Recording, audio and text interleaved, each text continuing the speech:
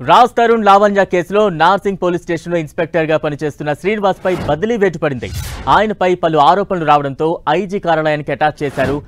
Cyberabad CP Raj Tarun పై లావణ్య ఫిర్యాదు చేసినప్పటి నుంచి శ్రీనివాస్ ఆమెతో పరిచయం పెంచుకున్నారు. కేసు విచారణ సమయంలో లావణ్యతో తరచూ వీడియో కాల్స్, ఆడియో కాల్స్ మాట్లాడారు. అయితే ఈ ఆడియో కాల్స్ క్లిప్స్ వైరల్ కావడంతో ఉన్నతాధికారులు విచారణ జరిపారు. విచారణలో నిజమని తేలడంతో సిఐ శ్రీనివాస్ పై చర్యలు తీసుకున్నారు.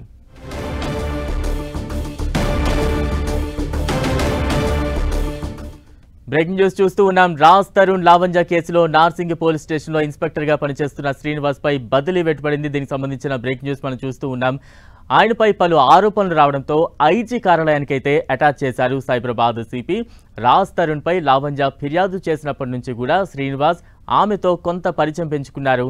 కేసు విచారణ సమయంలో భాగంగా లావణ్యతో తరచూ వీడియో కాల్స్, ఆడియో కాల్స్ మాట్లాడుతూ ఉండేవారు.